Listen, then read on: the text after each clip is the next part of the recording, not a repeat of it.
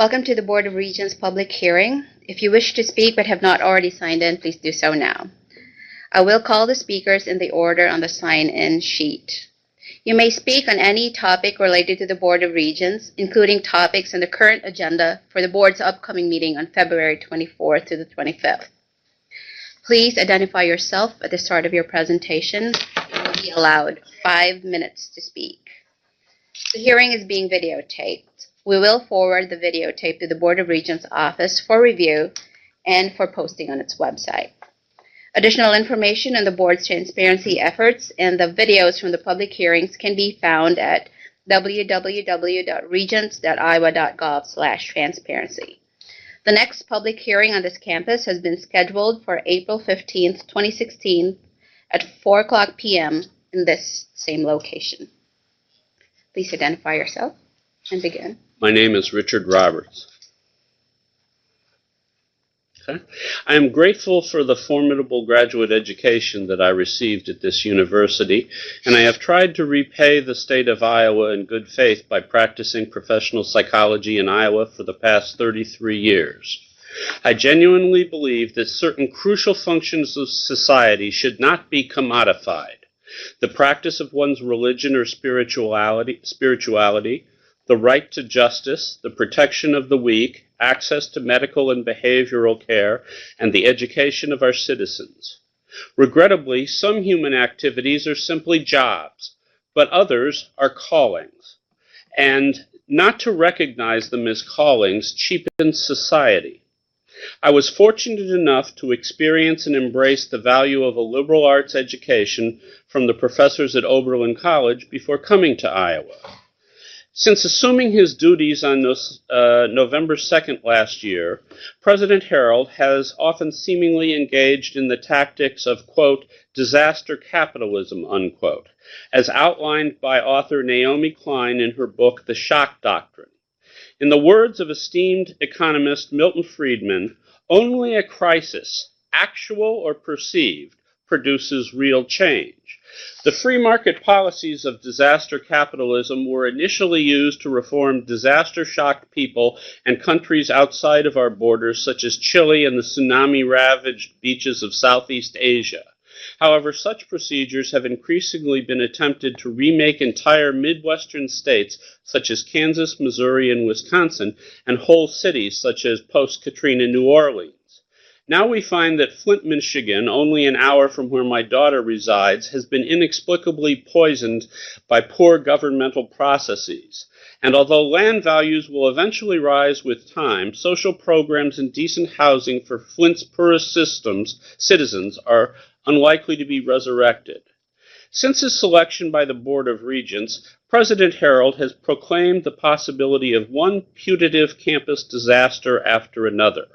High levels of sexual assault on campus, unknown disgusting graffiti scrawled on a bathroom door in Seashore Hall, racist comments posted on an anonymous website, presumably by Iowa students, a reference to gang lube by a distressed Chinese student, the recent capture of a shower peaker, and of course, falling behind other similar universities in ways that he never seems quite able to explicate, other than informing us that, quote, the status quo is unacceptable, close quote. Unacceptable to whom and for what purposes?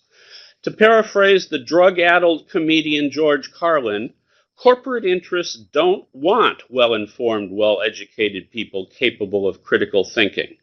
That is against their interests. They want obedient workers, citizens who are just smart enough to run the machines and do the paperwork, and just dumb enough to passively accept it.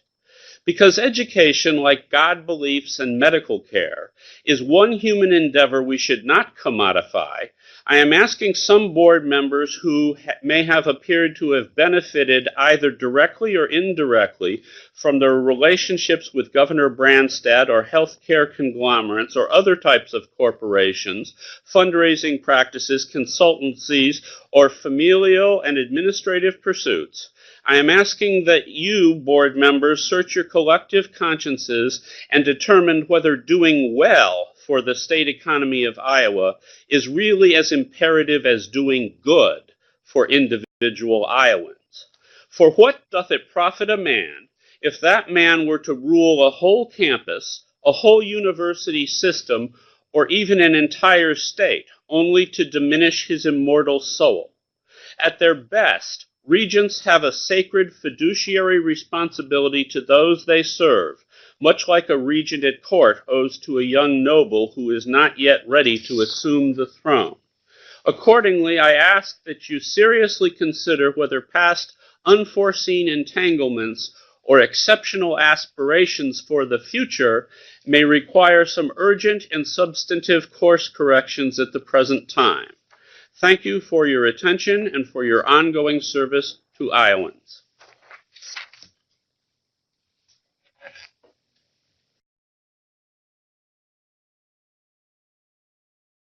Matthew Brown. I've lived in Iowa for 22 years, 14 years in Lynn County and 8 in Johnson County, where I've raised a family, paid taxes, and worked for Coe College and the University of Iowa. For the past 15 years, I have taught, researched, created, and mentored at the UI, interacting on a daily basis with Iowans of all ages, from all income levels and from all regions of the state. Certainly as many as, if not more than, what you nine, the regents, encounter on a daily basis. So representing and supporting this range of the state is our daily life here at the UI.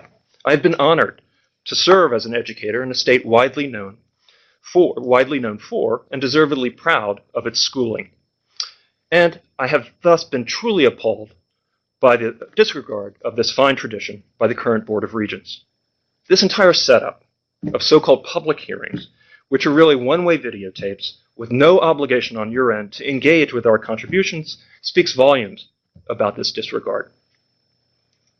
Disregard and neglect is one thing. Palpable corruption is another. Since September 1st of last year, the UI community, by which I mean students, families, alumni, and employees at the university, have been subject to blemish after blemish on the fair name of our institution. Reporting on the search process revealed a series of covert meetings designed to appoint the current president, Mr. Harold, independent of the deliberation and authority of the search committee. If it was a fair search, then there would be no need to hide the documents that evidence its fairness. So, I ask that you, the board, comply with the Freedom of Information request about the search and thus demonstrate the nature of your stewardship.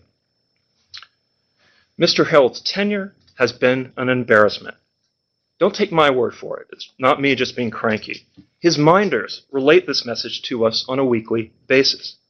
Ceremonies of high visibility to the life of the UI community, such as Dan Reed's State of the Research University address in November, give us the spectacle of a Mr. Harold being ignored by the organizers so that attention would not be called to his presence. This was the first day on the job for Mr. Harold. Shooting forward to the present, please note how the news of the forthcoming town hall on February 23rd has been muted. For example, if you go to the events row on the homepage of the UI website, it skips right over it. We have activities publicized for February 22nd. We have activities publicized for February 25th. There's no mention of this central community gathering moment where we might engage with Mr. Harold. Mr. Harold's untruths, which are documentable, his coarse language, his glib way of signaling, this for me was perhaps the most despairing moment, his glib way of signaling to the UI community that he didn't really want the job. All this behavior has made the university a national laughingstock. Mr. Harold has no experience as a public servant. I do not doubt that Mr. Harold, as a private individual, is a decent human being, but that does not qualify him for public service. You nine, on the other hand, are public servants, willingly taking up the role as stewards of education in the state. Public stewards are efficient with finances, they are transparent with their decisions, and they consider the greater good rather than self-interest. Now, think of those traits for a moment. Efficiency, transparency, the greater good. Now, think of the opposite of that, and you'll have a good sense of the behavior of the current regents. There is the documentable waste on outside consultants. There is the cronyism in supporting no-bid contracts for friends and cushy university appointments for friends. And there's the ugly corruption of the presidential search itself. So my second request is that, in the light of this behavior, and for the good of students and families across Iowa, you step down. Thank you. We have the next commenter, please.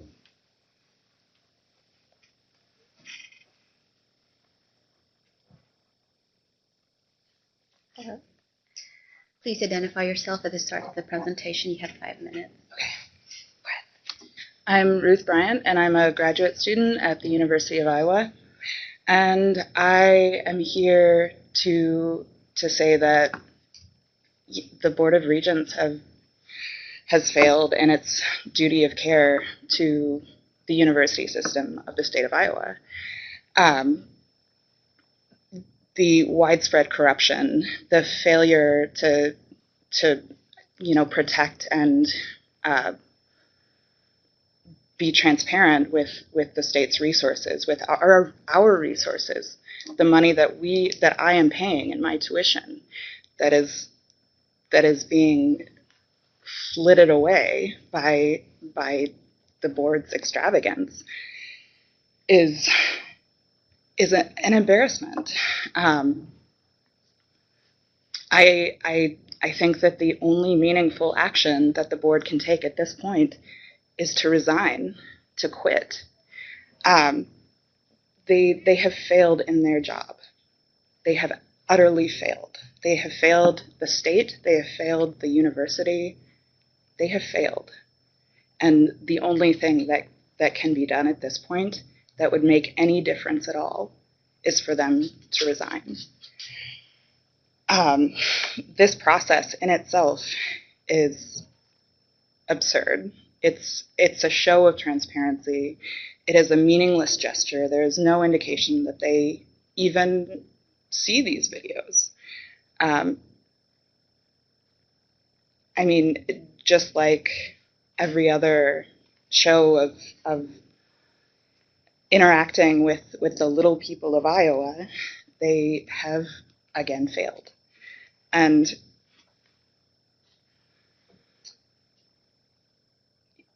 it's just, I honestly, if I had known the level of corruption that the Board of Regents has committed and continues to commit through its fraudulent hiring of Harold, who, I mean, just clearly is not, he's just not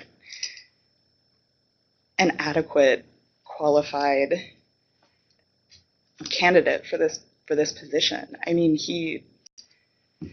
I could go on about Harold, but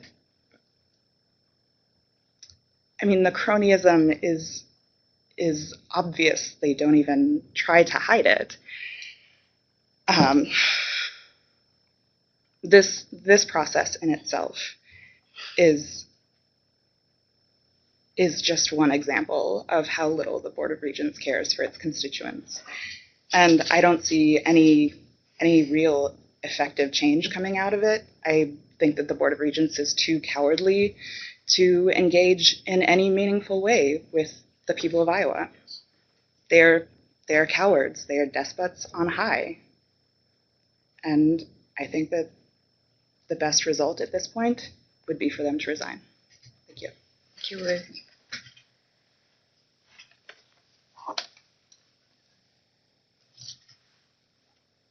Can we have the next presenter, please? Hello, yeah. Please identify yourself at the start of the presentation. Sure.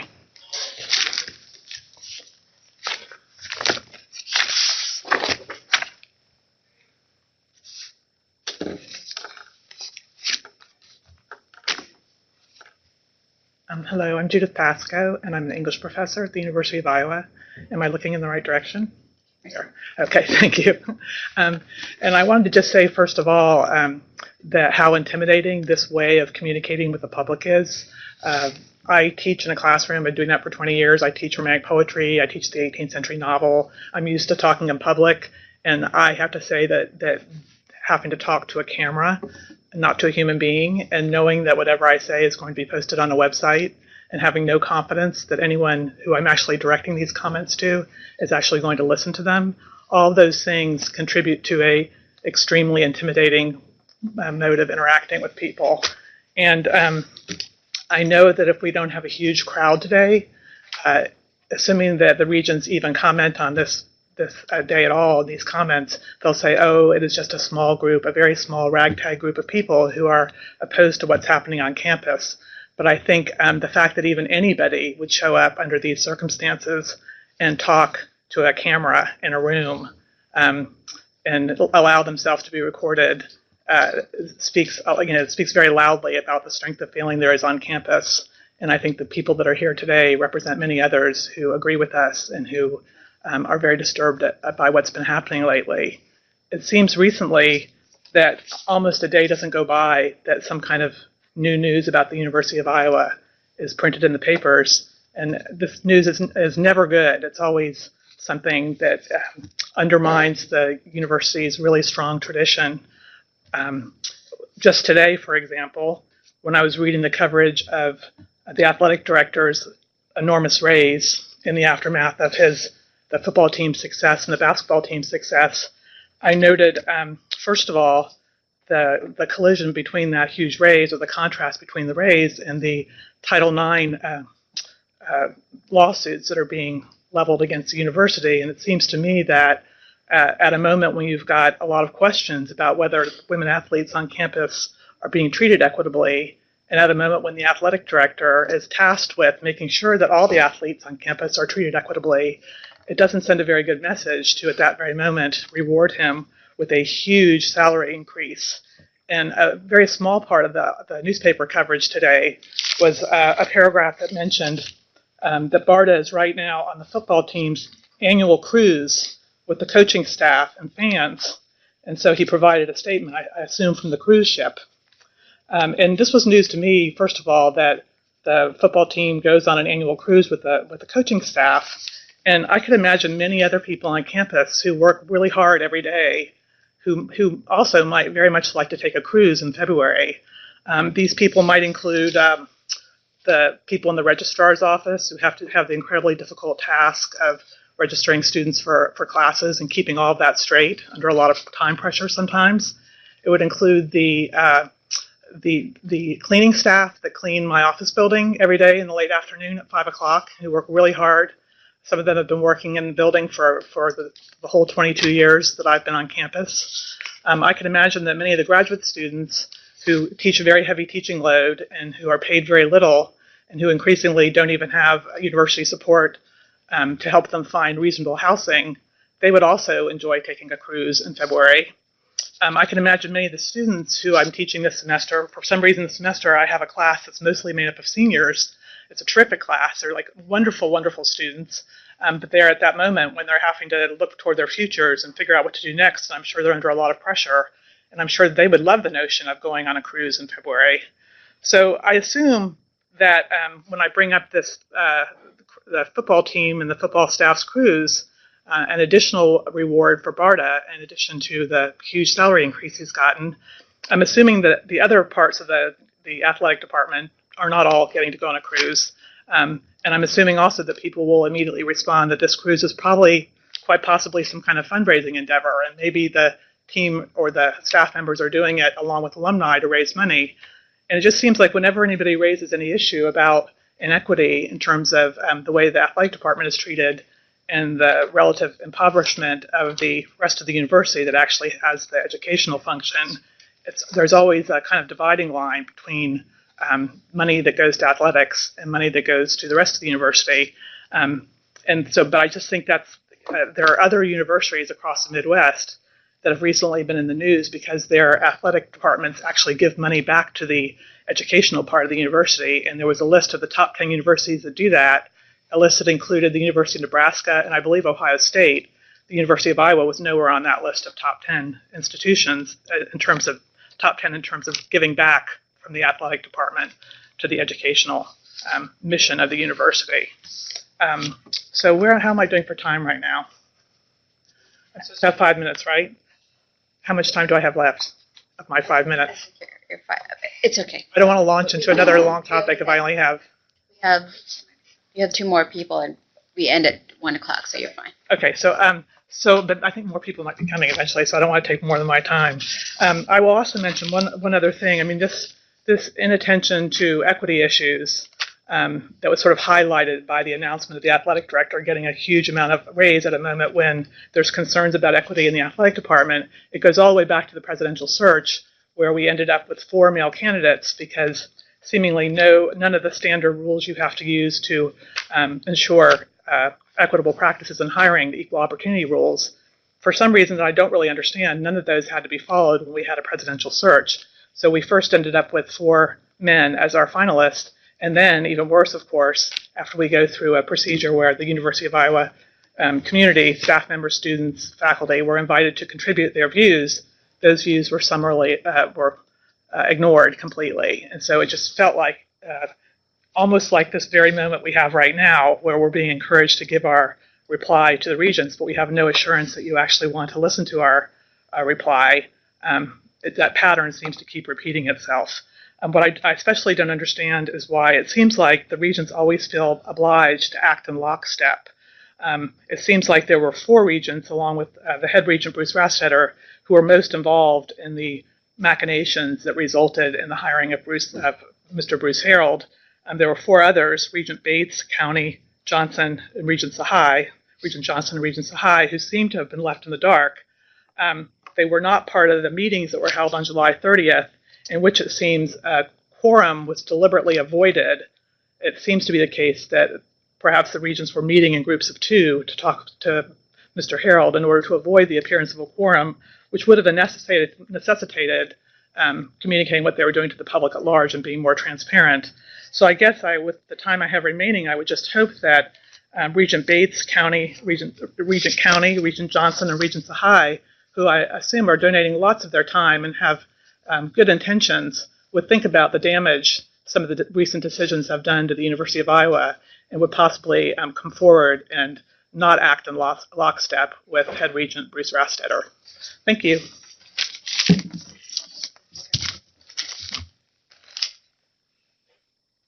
Can we have Tyler, please? Is Tyler?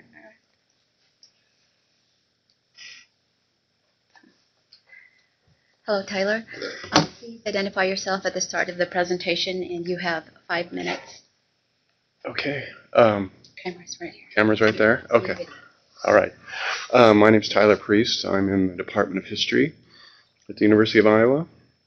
I appreciate the opportunity to come comment to the Board of Regents. I won't take up a whole lot of time today, but and there are a lot of things a lot of messages I could convey, but I chose to limit it to one, and that is my concern over the cronyism and lack of transparency at the highest levels of the University of Iowa administration. In December, it was reported that UI Vice President of External Relations and Interim Chief of Staff Peter Mathis had been responsible for several highly questionable no-bid university contracts for polling and social media services, totaling $321,000 and $321,900. The contracts appear to have been improperly designed to benefit companies owned by former Iowa Republican Chairman Matt Strong.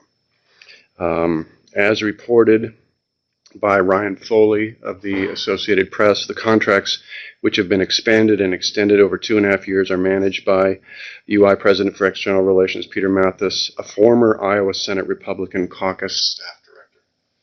Strong's tenure as GOP chairman from 2009 to 2012 partly overlapped with Mathis's time at the State House and coincided with the comeback of Republican Governor Terry Branstad.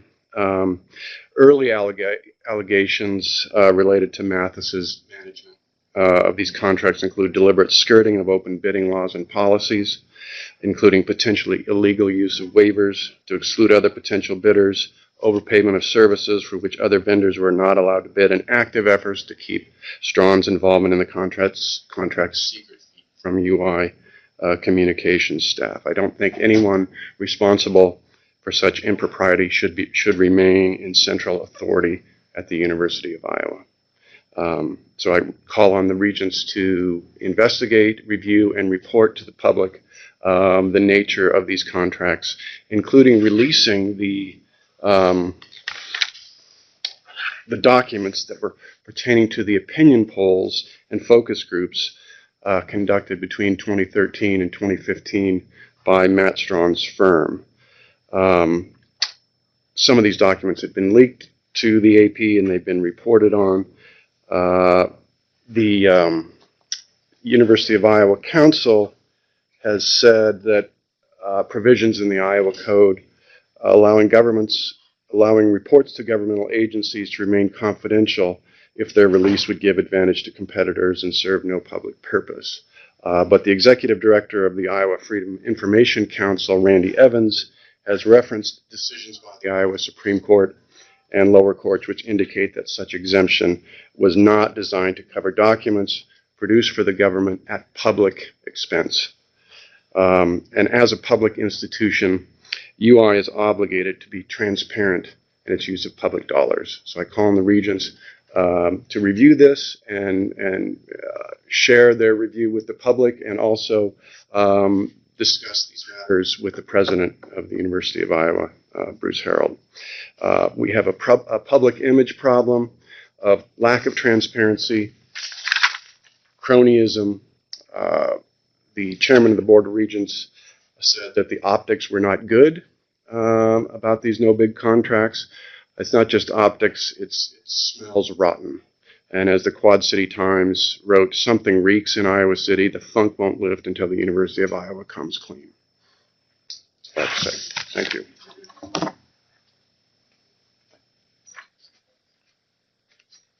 Who do we have? Dan? Here. Please identify yourself. Being videotaped, and we have 5 minutes. Yeah. My name is Dan Daly, and I'm here primarily as an Iowa taxpayer. The Regents owe Iowa taxpayers an explanation or excuse for the University of Iowa president selection process debacle. A process that should have been transparent was less than opaque, it was invisible. Long after too late, we learn of secret meetings and advantages bestowed upon the anointed chosen one. What an affront to worthy candidates acting in good faith. Perhaps this is to be expected when regents are permitted to change party affiliation to become eligible for their prized office. Iowa, the education state, requires a balance of political party representation on its regents board, lest cronyism corrupt our state-supported universities and other institutions. The letter of this regulation is observed, but it would seem that the spirit and intent have been debased. The clumsy favoritism we have late discovered will unfortunately undermine the authority of the office of president and the prestige of this institution. We should not accept such monkey business as usual, and we should lose no further time in restarting the process. Thank you, if you listen to this, for doing so. Thank you, Dan.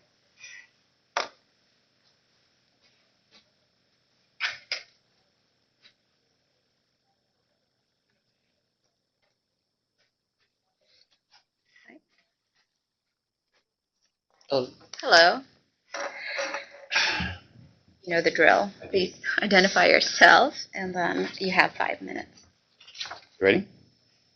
Hi, my name is John Logsden. I'm an associate professor of biology here at the university. I think you might know me. I hope that you might have listened to my comments that I provided on the last iteration of this event. I'm going to start with that. Even though I provided approximately a half an hour worth of comments, including some personal ones and some ones that reflect the interests of the Iowans defending our universities, I have not received a single reply from any of the regents, and nor an acknowledgement of those comments. So that leads me to wonder whether this particular venue and this particular mechanism of providing comments to the regents is actually effective. Makes me wonder whether you might have even listened to me. So it's discouraging. So I'm here. I just actually left from my class. I gave an exam, so I ran over here after class. So I don't have a lot of prepared comments this morning. This afternoon, actually. If you would like to know what I have to think, and you did not listen to my comments from the last time, please do, because they were prepared and heartfelt and reflect my views. Primarily, just a reminder, is that they were primarily directed at the corrupt hiring of Bruce Harold, the underhanded, non-open hiring that happened here at University of Iowa, whereby more than 90% of the faculty, students, and staff actually disapproved of his hiring. I will remind you of that. In the interim, I've actually met twice personally with Bruce Harold. I find him to be an affable individual, but I don't think he's a good president. And those meetings that I've had with him confirm that. He doesn't understand how universities work. He's being trained by other people around him, which is a bit disconcerting considering the fact that he makes, about 7 times as much as I do. And so while I'm happy to provide some comments as part of my duties as a University of Iowa faculty member, it confirms my view that Mr. Harold remains an inappropriate president for this university. We've been waiting now for about 4 months for a public forum, which was recently announced to now be a town hall. Hopefully, Mr. Harold will actually provide answers to questions that are provided to him by individuals, and this won't be a filibustering kind of event, which is similar to what happened during his job interview, public forum. And my impression from talking to him is that he has a lot to say, and the fraction of time of things that he has to say versus him listening is actually less than half. And so I encourage you to consider and reconsider and be more forthcoming about the events that led to his hiring, which I continue to think the evidence points to their not being fair and possibly even corrupt. So my ending message to you is that I continue to be upset at the care and trust that the Board of Regents have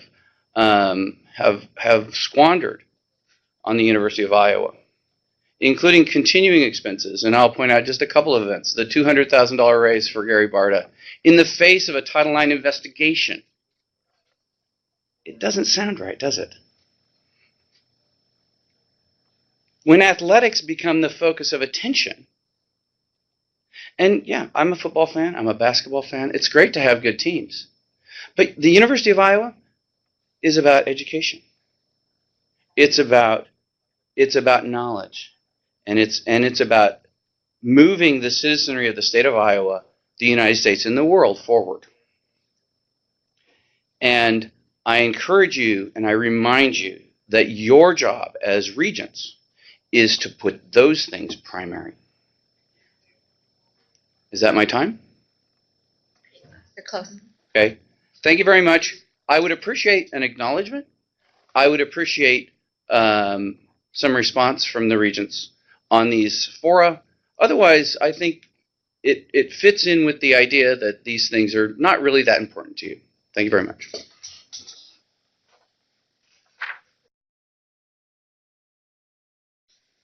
Hello, you are Harry. I am Harry, that's right.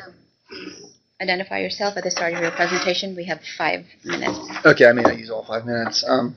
So that's the camera, obviously. Okay. My name is Harry Stakopoulos. I'm a professor in the English department at the University of Iowa. So I'm addressing the regents now in theory? That's the idea? Okay. Well, a few things came to my attention yesterday. That athletic director, Gary Barta, was being given is it a 50% raise? I'm trying to go to his base pay now. It was 400.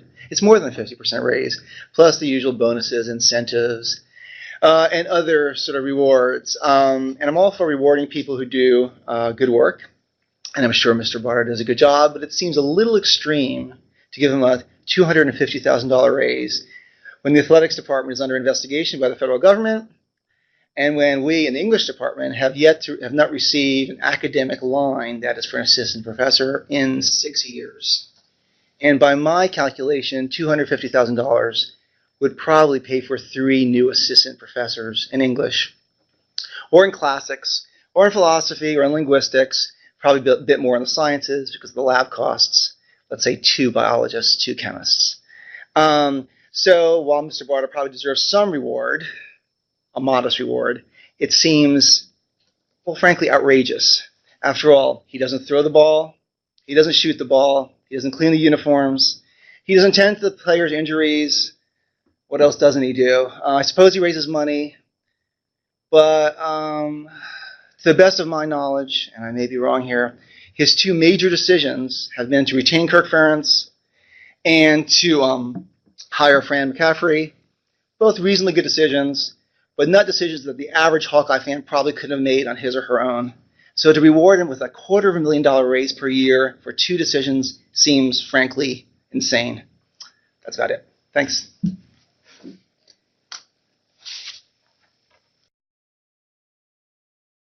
ahead, Matt. Greetings, Matthew Brown again. Thanks, I think, for this occasion, although I'd love to meet you in person. I'm going to return to some specifics of my concerns regarding transparency and accountability. Because I see this as lacking in the board, what I've done is turn to the few occasions where we can look to public statements by members of the Board of Regents. So let's consider Mr. Rastetter's appearance on Iowa Public Radio in December. This was happening in a welter of news about corruption across the Regents' universities. In that context, Mr. Rastetter had the gall to blame others or to trivialize the cronyism on display. For instance, the fast-track hiring of Craig Paulson at Iowa State University, a crony of Governor Branstad, given a sinecure at ISU, was blamed on the HR department at Iowa State. The awarding of no-bid contracts by Peter Mathis to GOP cronies to conduct polling for the University of Iowa was summarized by Mr. Rastetter as follows, quote, "The optics were not pretty." When asked directly who on the UI campus supported the hiring of J. Bruce Harreld, that is to give names to the constant refrain coming from the Regents, which we hear all the time, which is that so many in the UI community are behind the new president, Mr. Rastetter could only name one, Jean Robillard. It beggars belief. Mr. Robillard was the head of the search committee that hired Mr. Harreld and is deeply implicated in the problematic search for this new president.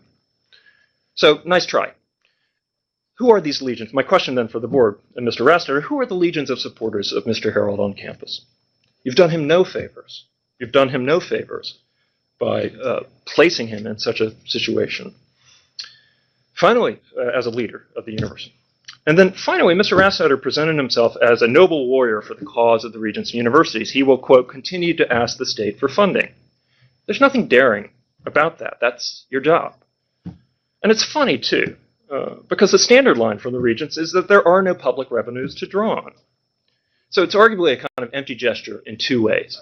It seems to me empty because, of course, that's what you do, and empty because we have empty coffers, or so this argument goes. But, and here's the catch, the thing to be mindful of, which is that GOP policy since 2013, the governor's tax cut of 2013, has meant a drop in annual revenues for the state of $500 million. Okay? It's not going to cure everything, but it could help at all levels of state education. A truly noble steward would fight that fight, would say that a small pittance of everyone's income would help out the larger common good. At minimum, acknowledging that tax cut seems to be, the honest thing to do, rather than whine about the fact that there aren't any public revenues to draw on. So those are policy decisions. This is not just you can't just cry austerity, right? These are policy decisions enacted by your friend, Governor Branstad. Now, I've gone on at length because we have such little access to the opinions and the feedback and the interaction with the regents. I've gone on at length on this one instance in December, but I do want to recognize, on the other hand, the courage of Regent Sahai, who had the backbone in October to explain his concerns with the board's behavior during the presidential search when he spoke publicly again in October. And I applaud this forthrightness, and I just ask all 9 of you to come forward, individually state what is actually going on with the politics of the board, and that would, again, restore faith, restore confidence. So thanks for your time. Thank you, Matthew.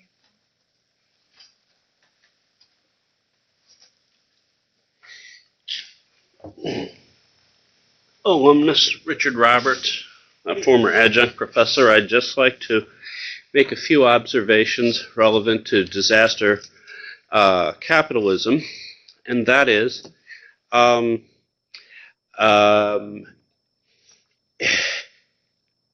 Terry Branstad did not come back and take a $170,000 pay cut when he ran for governor again because he was a nice guy or he wanted to break the record for longevity. He came back because a shock had legitimately been administered to Iowa as one of the states in the Midwest that felt the housing collapse and general recession of 2008-2009. This, bringing Branstad back, is an obvious ploy to administer disaster capitalism and the shock doctrine to Iowa. Next, I'd like to point out that none of you would run your businesses, your private businesses where you've been very successful, or your private offices, doctors' offices, attorneys' offices, construction offices, in the same way that the University of Iowa is being run with very poor customer service and this sort of impersonal attempt to go through the motions of providing customer service. Finally, there are disasters on campus that President Harold has not described. One is the disaster of binge drinking and the proportion of binge drinking. I saw a t-shirt the other day that said, Iowa City, a drinking town with an academic problem. I think that t-shirt sums things up nicely, and compared to Iowa State, where 2 of my children went, there are much fewer things, meaningful activities to do on the weekends for students than there were at Iowa State. And I think this needs to be addressed because if you're really interested in stopping sexual assault, hate crimes, and racism, many of those things are alcohol and substance related. The Ped Mall on a Friday and Saturday night, or if you want a Thursday night, because not only has orange become the new black, but Thursday has become the new Friday, is really atrocious, and the town has to provide extra constabulary to keep the students under control. The other thing that is a disaster is that the university medical school directly influences policies at the VA Medical Center where I practiced for close to 30 years. And in the polytrauma clinics, the Afghan and Iraqi campaign soldiers who have been hit with IED blasts are being underdiagnosed with regard to the seriousness of their head injuries. And in particular, I don't know of a single case where a SPECT scan has been ordered for combatant with a history of head injury. You might say, well, that's really out of the purview of the University of Iowa, but it is a serious adjustment issue for veterans, and there has been a dog and pony show about how veteran friendly to young combatants the university is. I saw one press release that said it was the fourth most veteran friendly university in the country. This needs to be fixed.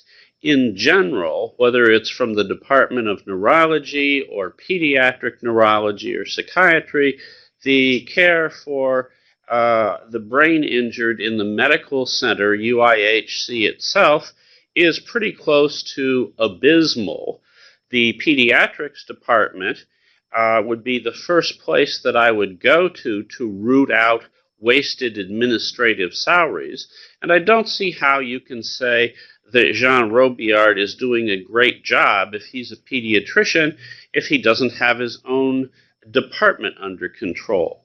It is bloated with 8 or 9 pediatric rheumatologists, and I'm sorry, but there are just not that many kids with arthritis in a state of 3.5 million.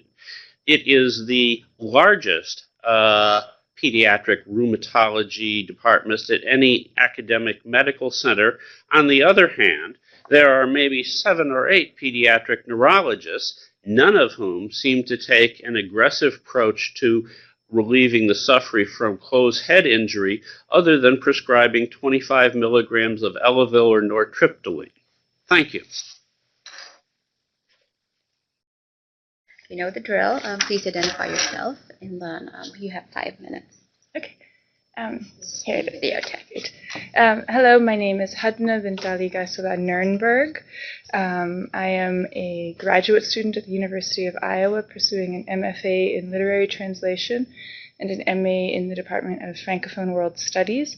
I'm also a graduate teaching assistant and instructor of record in the French and Italian department. I was here last time, and I'll just start by saying that I'm very disappointed by the lack of response. I don't feel that my concerns were acknowledged. I did receive some acknowledgement that, okay, you submitted a comment. But as for the content of the comment, there was no acknowledgement, no engagement, and no dialogue. This is a transparency hearing that should help us have our voices heard. Unfortunately, I feel like the only one who's hearing my voices are my colleagues who are watching this online and commenting to me, thanking me for speaking out. As for you, the Board of Regents, I'm waiting. I'm waiting for some acknowledgement, some engagement, and frankly, just the respect to respond to the dialogue that I'm trying to open. I'll just reiterate what I said last time, which is I'm deeply troubled by the process of the presidential search. I think it was highly flawed. I think that Pablo Balbontin, who spoke the last time, put it beautifully, that either we have a university president who doesn't know how to write a CV, or we have a university president who lied on his CV. And we need neither an incompetent professor nor a dishonest professor. I came here from writing a CV for an application. I'll be graduating in May. And I can assure you that that application has seen many drafts. That CV has been read by many advisors, many professors, and many mentors. A thing like that, a whole falsified CV line, does not slip through the cracks. I think it's a very naive explanation. I don't buy it. And I don't think that that has been acknowledged or discussed, this concern. I think it's really disappointing and discouraging that this whole disagreement and this whole issue has been reduced to, J. Bruce Harold is from the business world and these academics don't like that. That's not the question. That's not the issue. We need to engage with the substantive issue here, and that hasn't been happening, and I would ask you to please, do that. Listen to what we're saying, think about it and give us an honest response. Explain to us why J. Bruce Harreld should be the president, why this falsified CV line is not a big deal. And since he's been in office, I don't see reason to believe that he is competent. I hope that somebody has already talked about this, but his widely reported comment that teaching assistants should be shot if they are unprepared is an incredibly insensitive and troubling comment. And his attempt to extricate himself from the mess he created only made it worse, saying, well, I didn't say they should be shot. I said I should be shot if I'm unprepared. We are living in a society where hundreds of school shootings occur every year. You know, it's a thing that I have to think about as a TA. What would happen if there was a school shooting? You know, the university subsidizes and offers free violent intervention training. It's a real threat. It's not a thing to laugh about. It's not a thing that can just be dismissed by saying, well, I didn't say you should be shot. It was me. I was talking about me. Nobody should be shot here. And instead of an apology, what we get is a deferral of the blame. And so that's, you know, extremely troubling. And it's also troubling that this is the extent of the dialogue that I get, is speaking into a webcam. I sincerely appreciate all the people who are here recording it and making it possible that I can even have this much of a voice. But I really would call on you, the regents, to step up. Or, in fact, step down and resign, because I don't think that this is a legitimate process that has been happening. Thank you. Please identify yourself at the start of the presentation, and we end at 1 o'clock, so you have 5 minutes. Just a short thing I have to say. Go ahead. My name is Paul Schneeberger. I'm from Austria. I'm an international student. I'm first-year student of the MFA in Spanish Creative Writing. And what I have to say is just a little short, you could say, anecdote about the situation of the University of Iowa. And it has to do with the embarrassment that the University of Iowa is risking by having this current president. I met my father in Mexico for a little vacation, and for a lot of US American tourists, they have a newspaper in English language there. There was just a little text in there saying, the new president of the University of Iowa says instructors should get shot when they come unprepared to class. I've heard that long before. I got really angry about that, offended. I felt really offended by that, and I never got, I never kind of got an official excuse for that comment.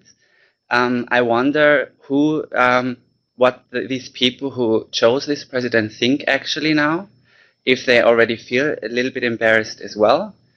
And my father read this little text in this little newspaper and asked me, what is this a kind of place where you work in? And I do have to start thinking this by myself. What is this kind of place where I'm studying, where I'm working, where I try to teach culture, literature, whatever, languages. And I do think that the University of Iowa, which still has a quite high reputation in humanities, in literature, we all know the Writers' Workshop, is risking its reputation. And it is, for me, just embarrassing to have a president like that. Thank you.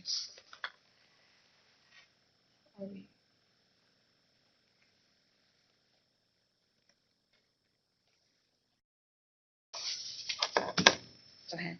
Hi, yes, I'm Judith Pascoe. I'm an English professor at the University of Iowa.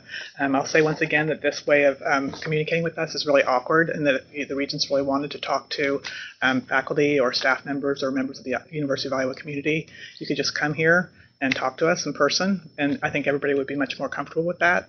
I think we only have a few minutes left, so I'll just focus on the way money has been being allocated recently. There's just so many instances lately where it seems like the regions are sending money, large amounts of money out for things that could be done more economically, and by recent UI graduates. For example, most recently, the asking for bids for redesigning the Regent's website.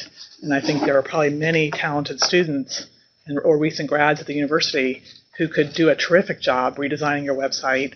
And I believe you are taking bids in around the $70,000 range, which I'm sure there would be a pair of recent Iowa grads with lots of tech skills and design skills that would be thrilled to have a salary anywhere remotely like that, and would be happy to do excellent creative work on your website and probably create something much more interesting and much more creative than an out-of-state company is going to create. The obvious examples are the no-bid contracts for polling, where it seems like many different people benefited from that, and then the information was not released to the community at large. And your own operation rules for the regents emphasize over and over the importance of communicating clearly. They include providing appropriate public notice of committee meetings, providing the basis and rationale of decisions, recording the decisions of your committees, making notes of the actions that have taken place at each of your meetings, making note of the results of each vote taken, and providing information sufficient to indicate the votes of all the members present.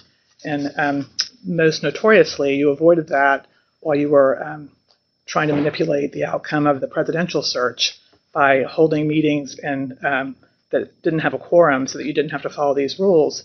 But in many other instances, it feels like you just keep creating levels of bureaucracy so that, for example, instead of asking the members of the University of Iowa community or the other Regent institution communities to pool their talents and find ways, if it's necessary, to economize or to do things differently so that we would have an even better institution in the future, you keep hiring, kind of outsourcing these tasks and people far away to come in and decide what's best for these universities. Am I running out of time now, or do I still have time?